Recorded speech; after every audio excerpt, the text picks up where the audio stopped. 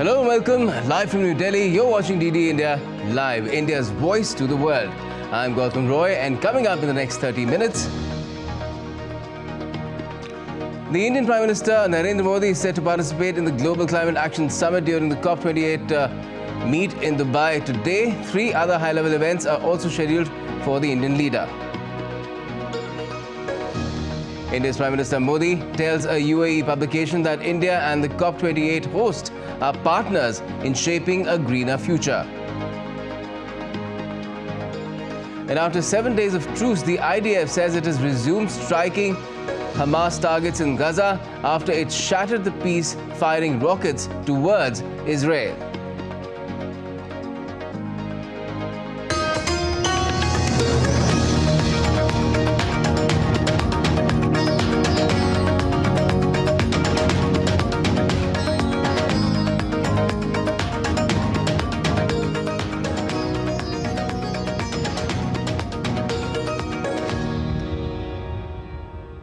India's Prime Minister Narendra Modi is on a day-long visit to the UAE in Dubai. The Prime Minister will be taking part in the COP28 summit in that city. Now, this forum will witness important deliberations to strengthen the efforts to overcome climate change and further sustainable development. Apart from that, Prime Minister Modi will also be interacting with various world leaders on the sidelines of the summit and taking part in other high-level events. And India's Prime Minister has said that India and the UAE stand as partners in shaping a greener and more prosperous future. In an exclusive interview to a UAE-based newspaper, Al-Ittihad, Prime Minister Modi highlighted some of the steps taken by India to tackle climate change. Prime Minister Modi said, India and the UAE stand as partners in shaping a greener and more prosperous future. India and the UAE have enduring relations and they provide support to the International Solar Alliance's Global Solar Facility. India and the UAE have emerged as leaders in global renewable energy efforts. Climate action must be based on equity, climate justice, shared obligations and shared capacities. We must ensure that development priorities of the Global South are not compromised. Enduring relationship is founded on multiple pillars. The dynamism of the ties is expressed by comprehensive strategic partnership between India and the UAE. Cooperation between the two countries spans the entire energy spectrum with a strong focus on sustainability. India's mission Lifestyle for Environment is an initiative to motivate the entire world. During India's G20 presidency, India ensured that particular attention was paid to climate change. At COP26, India had presented Panchamrit, 5 ambitious commitments of India.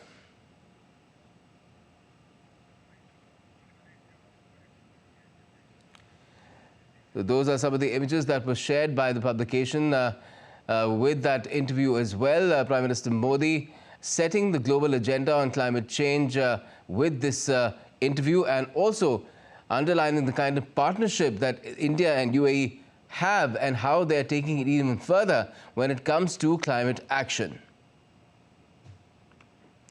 Now, on the second day of the COP28 summit, several world leaders, including the UAE's President Sheikh Mohammed bin Zayed Al Nahyan, UN Secretary General Antonio Guterres, among others, have been arriving for the Leaders' Summit. A key task for the summit will be the global stocktake, an assessment of countries' progress in meeting the Paris Agreement goal of limiting global warming to well below 2 degrees Celsius of the pre-industrial levels.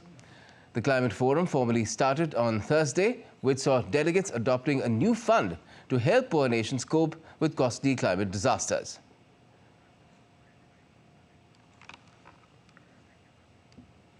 Now, at the opening plenary of the Conference of Parties, or COP28 in Dubai on Thursday, a landmark decision was adopted on operationalization of the Loss and Damage Fund. The decision was strongly supported by India as well. COP28, or 28th session of the Conference of the Parties, opened in UAE on Thursday after its presidency was passed to COP28 President Sultan Al Jaber at opening plenary in Dubai. At the onset, symbolizing multinational unity in the face of climate change, delegates approved the COP28 presidency's negotiations agenda during the opening plenary of COP28. We must ensure that this COP delivers the most ambitious global stocktake possible.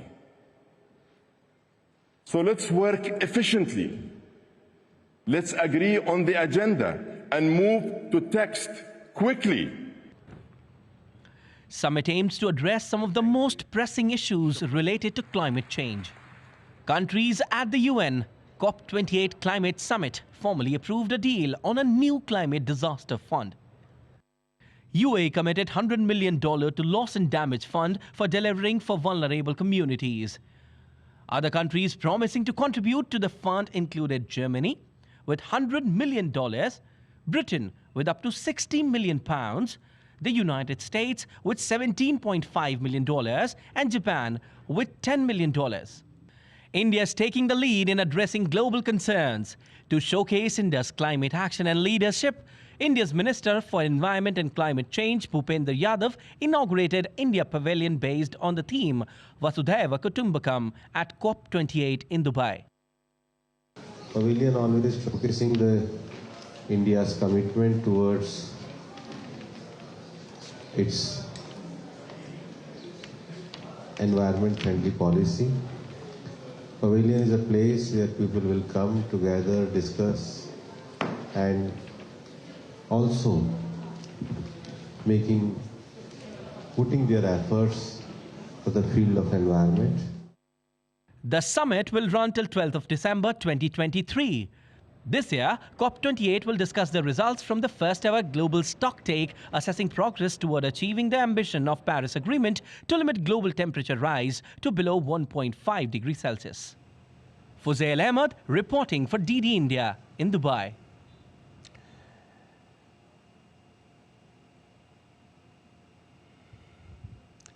Let's now take you live straight across to Dubai. Joining me from there is DD India's Tapas Bhattacharya covering the COP28 for us.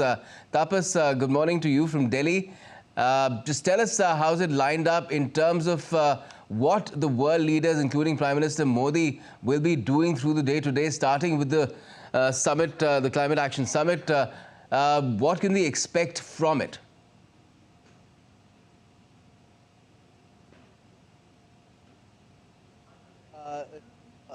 He will be coming here in this particular place, and there will be a bilateral close to seven bilaterals, and there will be three main events that will take place on the sidelines of this particular COP28. And remember, as I mentioned earlier also, that Prime Minister Narendra Modi is not just leading India, he's leading the global South, and he is the voice. He has actually become the voice of the global South in many respects, especially when it comes to climate finance and technology transfer. And I have with me Mr. Prasar Bharati, who's the sir, what is your designation? I work as a president with Avada Group. We are one of the largest electron-to-molecule company from India. Right. And Mr. Prasar Bharati is here because, we were talking about how renewable energy is the main focus in this COP28 and how climate finance is also going to be there.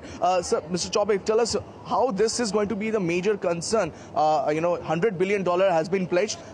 Now, this time, this has been, actualized. But is it enough?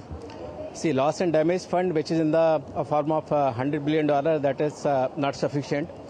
Developing countries, they are actually on the path of their economic growth now. And there has to be a larger cooperation between global North and global South, as our Honorable Prime Minister has been emphasizing, and as it has been captured in our G20 declaration document also. And we are also proposing, Avada Group has been a part of energy transition in India for a while. We have set up one of the largest solar plants in India. We are now setting up green ammonia and green hydrogen, one of the largest plants in Odisha state now. So we are a part of energy transition, and we believe that larger global North and global South collaboration and cooperation is required if we really want to mitigate the climate impact. Right. Yes. So, Gautam, this is another point that, every country has the NDC target, the nationally determined contribution targets that have been done. And this COP28 is where the stock taking is going to take place. How much have the countries actually walked the talk when it comes to the NDCs? When it comes to India, India has actually what they have proposed in 2015. Twice they have revised that. They have actually gone more ambitious and set the more ambitious target target, and last year also they have revised that. And something that we've been talking about, the renewable energy, and I will come to Prashant Chaubey in a short while, but just to put it across, almost more than 500 gigawatt of energy India has pledged to start on more by 2030, which will be almost 50% of the current energy capacity, generating capacity of currently that India has. So India is keeping a very ambitious line, and it is actually following that. It's not that they are just saying things, but they are actually walking the talk, and also making sure that they are giving voice to the global south. Just to put it in perspective, more than 700 million people in Africa still doesn't have access to electricity. Who's going to give them electricity? Who's going to provide them those impetus? Who's going to give the energy transition that people are talking about? Who's going to finance that? So all these things will be discussed in threadbare in this COP28, and it's going to be a very heated debate. Mr. Chaubey, I want to ask you, it's important when you talk about technology transfer, how important it is for your company as well as your segment, how important it is to have a technology transfer and putting across the finances. It is very important now because India, as you rightly said, India has almost met its NDC commitment, and the Panchamrit doctrine, which our Honorable Prime Minister has put forth, it is actually a document or a holy Bible for India and for the world also as to how to scale up. Tripling renewable energy is very important here as a part of that. Now, what we are proposing that as a part of Article 6.2 of a Paris Agreement, there is a larger scope for a global cooperation. What we are saying is that we have already well past our NDC's commitment. We are setting up more renewable capacity now. Now, Global North, they can shift capital, they can shift the technology to India and can take the ITMOs, which are internationally transfer mitigation outcome, and it is a win-win situation for both North and South. So that's a very important thing. It is very important, Gautam, as I mentioned, that Tapas, we're playing out the images of Prime Minister Modi when he had arrived, yesterday at the hotel, where a lot of members of the Indian diaspora were also present there to greet him, and these are really very heartening images. It does not just show the kind of admiration they have for the PM, but it tells us the kind of strength that the Indian diaspora have in a destination such as Dubai, and the kind of contribution it is making there to the society, even in terms of combating climate change, perhaps. Yeah, absolutely, and I have you can't describe in words the images that when Prime Minister Modi came. It is his 6th visit to UAE since 2014, and since the time he assumed the office in 2014, we have seen the ties between India and UAE have gone from strength to strength. And I have with me Arun Sharma to talk about that, because Arun has been following Prime Minister Narendra Modi's bilateral, especially when it comes to UAE, quite closely. Arun, Prime Minister Modi's UAE visit is very important in many aspects. What are the major takeaways you think in this visit will be? Well, the major takeaways, of course, is going to be the environmental aspect.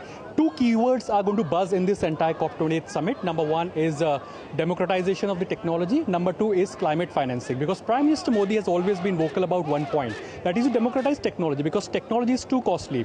The more technology is not democratized, it becomes costlier. And today, developed economies or developed world are not democratizing the technology. And therefore, Prime Minister Narendra Modi has been very vocal about that fact. Second, of course, the climate financing aspect. Now, Prime Minister Narendra Modi is considered, and is been looked upon as a great link between the developed economies and the underdeveloped economies. And that's the key word. Why? Because in the G20 summit, we have seen that how Prime Minister Narendra Modi has, kept the views of the global south, the underdeveloped economies. And that's the reason these island nations, the underdeveloped economies, they're looking forward to, Prime Minister Narendra Modi, because he believes in one thing. Because at the national level, he says, "Sabka Saath, Sabka Vikas, Sabka Vishwas, Sabka Prayas," and the same thing is reciprocating or interpolating on the international or the multilateral platforms. And therefore, on one side, the developed economies are sort of shying away from coming forward as far as committing to the climate goals. So on the other side, the underdeveloped economies, the island nations want the developed countries should come forward for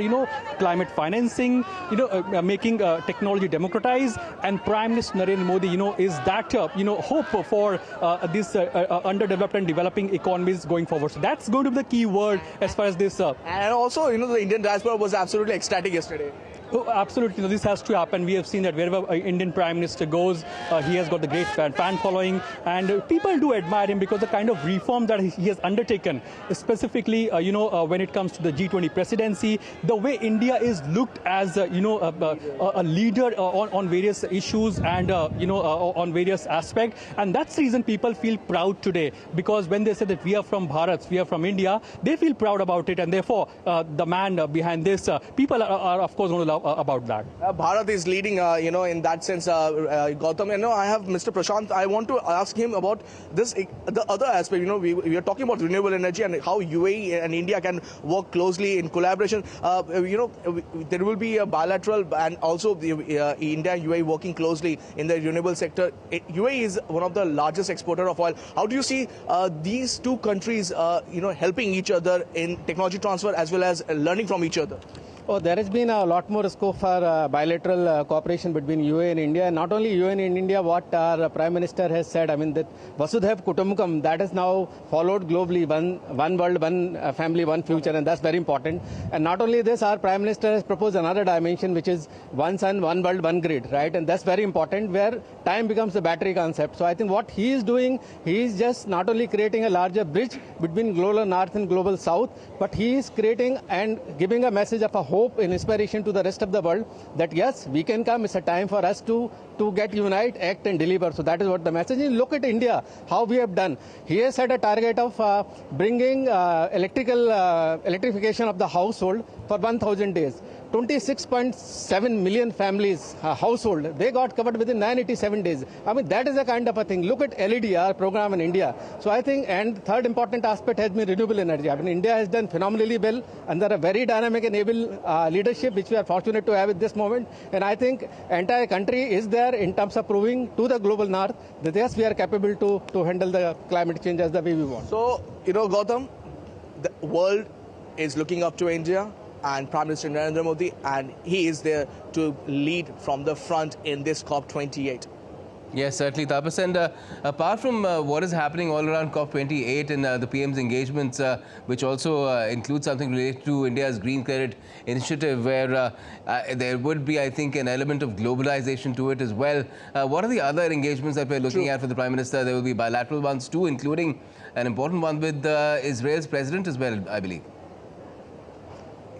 Yes, absolutely. So there will be a bilateral with Israel is definitely will be high on the agenda, and something that both the countries are now looking forward to. And they will like to take this. Israel and India has a lot of background, and they have been talking.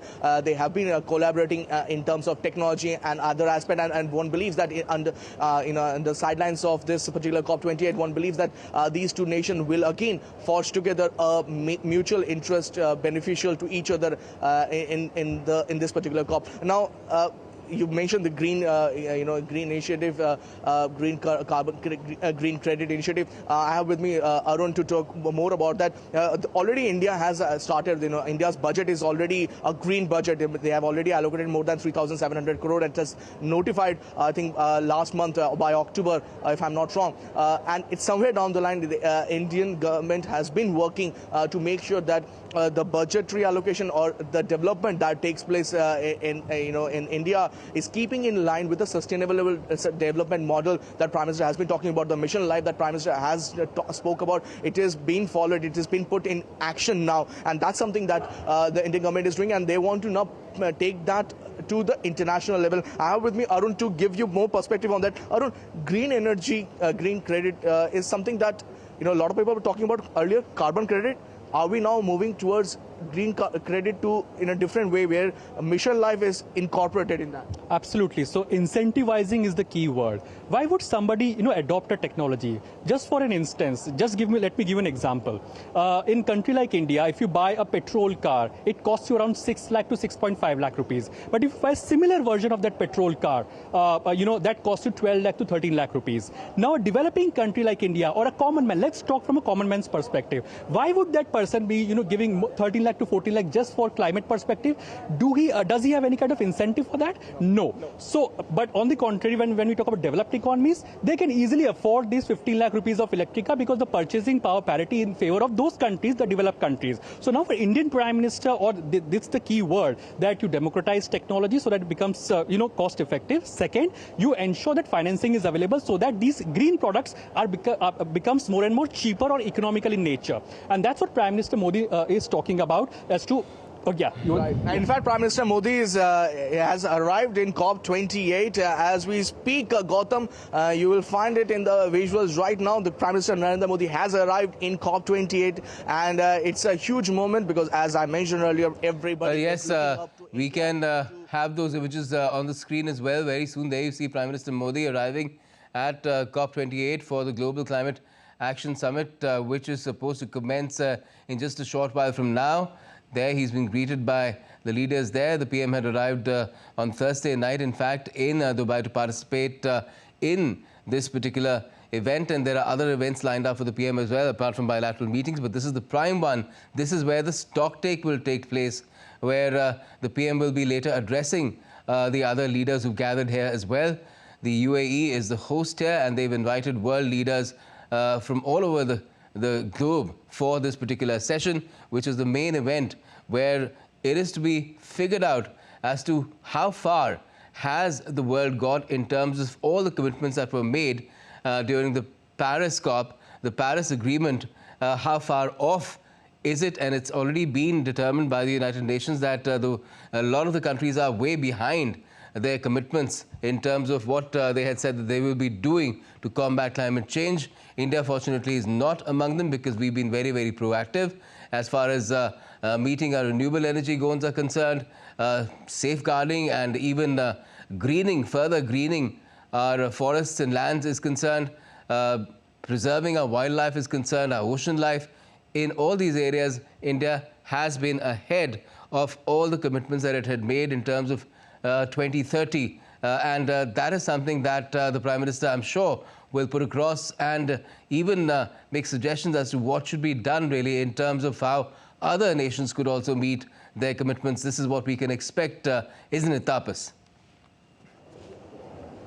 Yes, absolutely. And, Gautam, just to put it into perspective, the way Prime Minister Narendra Modi has led from the front when it comes to, renewable energy. And, mission life has not just become a buzzword in India, but has become a buzzword in the world. In fact, we were talking about this sustainable development. It used to be something kind of a lip service, but now everybody now look up to Prime Minister Narendra Modi to give them the leadership to make sure that sustainable development is the buzzword, is the goal. Just to put into perspective, the individual carbon footprint of individual is in India is not even half of what is there in average. Average is probably in the region of 6 point something.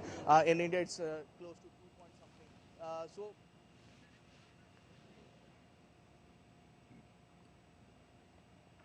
So you can see the PM where is... you still do not have that. Yes, go ahead, Tapas. I was just trying to comment on the images that we're getting now live. The PM meeting Antonio Guterres there as well. Yes, the Prime Minister just met the COP. Yes, Prime Minister just met the COP president as well as UN Secretary General Guterres. So, it's a photo that just took place. And, as I mentioned, the COP president, he had a word earlier also when Prime Minister came in UAE a couple of months back. If I'm not wrong, a couple of months back, Prime Minister was here and, COP president met him and he asked him personally to come here. It was quite a cordial meeting that happened. Absolutely. Now, when we talk about UAE, what the world is looking at, that what can be the possible outcome of UAE? Why? Because UAE is known for oil. So people are expecting or questioning that if in case the summit is happening in UAE, how can there can be commitments that are related to the green energy, green infrastructure. But yes, the kind of sovereign wealth fund the UAE has, more than $2.3 trillion. So that's massive. And it is now time that these countries come forward. They invest in capacities that are related to green so that people can incentivize more.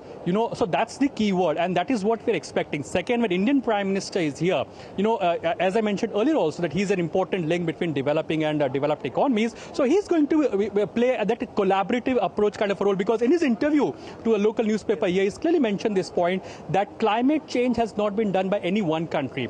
When it was done by collective, efforts, the climate change has happened, and human actions are, resulting into this climate action, the climate change. So now it is time that every country should collaborate. There has to be collaborative approach. There has to be equity distribution as far as the technology is concerned. As far as climate actions are concerned, there has to be justice as far as climate change. Climate justice is the buzzword, yes. Isn't it? So climate change justice is the buzzword. So how Prime Minister Narendra Modi will put into perspective and bringing all these nations together, and to convince these nations that come forward, don't shy away from committing your roles and responsibility, because you have developed now. Now it is your duty, your role to come forward and of course share your money, share technology, so that the underdeveloped countries can also take away from this development. Yeah, Prashant sir is also there. Gautam just wanted to get his quick reaction. Prashant, we talk about green credit, and there is already, lead IT that's Prime Minister is going to take part on that. It's already, we have a discussion with India and Sweden.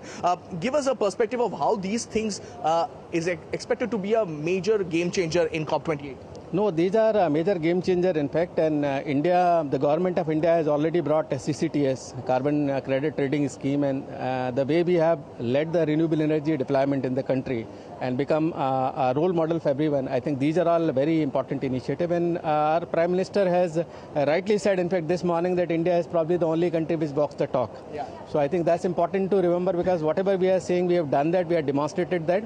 And because India has been able to meet most of its commitment, whether it is coming from renewable energy, or deployment of renewable energy, or reducing the carbon intensity. See, our global average for a carbon intensity is less than the 60% of the global average, right? So we are actually at the right side of the line, and still the country as such, or our global south as such, is struggling. So that is the point which is pondered, and that's why our Honorable Prime Minister, he has become the voice of the global south, because it's this kind of ecosystem is there in probably every developing country, and every developing country is now started to aspire and inspire for economic growth now. So you can't draw a line at this point of a time for them, because that's what he talk about. It's a common but differentiated responsibilities, right? It is. I just wanted to get your, we will be getting the green credit program very soon as a company, as your renewable energy, company. How is it important to get this sort of impetus? It's very, very important for us, because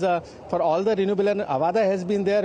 I told that we have developed 1.26 gigawatt of a single largest location plant, and I'll tell you one thing, because one of our important aspect in our journey has been one of our second largest plant, solar plant of that time in the world, 152 megawatt, which our Honorable Prime Minister inaugurated in way back in 2014, and where he unfolded this entire regime of a renewable energy of that time. So I think his vision is getting translated. For us, who is developing more renewable energy, we are going for a very huge 5 million ton of green hydrogen national mission for it, which will require about 1.25 gigawatt of renewable electricity. And we are generating so much, which is in addition to 50 gigawatt of renewable energy tenders which are being brought out by the government of India every year. So we have so much of a renewable energy which could be converted as a part of a carbon credit program to be given to the global north. Just wanted to put in perspective, there is also the corridor, the energy corridor that has been set up, and especially the renewable energy corridor. I will get your perspective first. Let me get Arun in that. Arun, we talk about energy conservation, renewable energy, but it can't be in the silos. It has to be the corridor has to be put there. It has to be end-to-end solution. How does that work? So when you talk about the corridor, how it works, the way sun moves.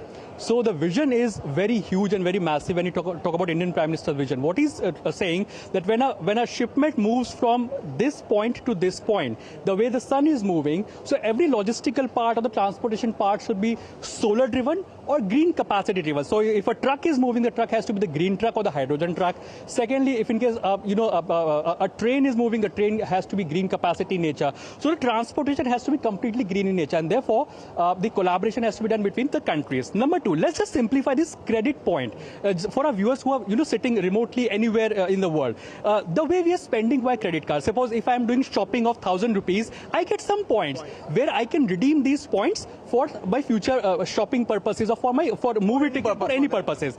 Similar way, Prime Minister Narendra Modi or the the world is talking about incentivizing. That's the key word now. Why? Because when I put up the capacity, the green capacity, I should get some points so that I can redeem it further. For example, a Tata Group or any other Indian conglomerate or any group, if it is enhancing or building the capacities, the startups are building the capacities that is green in nature, they should be given some points. And that's the nature, because government will be coming out with some of the parameters that if in case you are building your green capacities under these parameters, so getting some points which you can redeem further for your future infrastructure, capacity enhancement, capacity expansion, and that is going to benefit the conglomerates and also common person like you, me, and many millions of people there. Because if I am putting a solar rooftop on my roof, the solar panels, I'll also be getting the credit point, and which I can redeem. Yes, because if you're getting a solar rooftop, we're again getting the images of Prime Minister Modi on the screen heading into that summit, the Global Climate Action Summit. And at this point, we will thank you, but do join us just around a bend of a break for all the updates related to COP28 that's taking place in Dubai, where India's Prime Minister Modi is also participating in the headline event. Stay with us for more.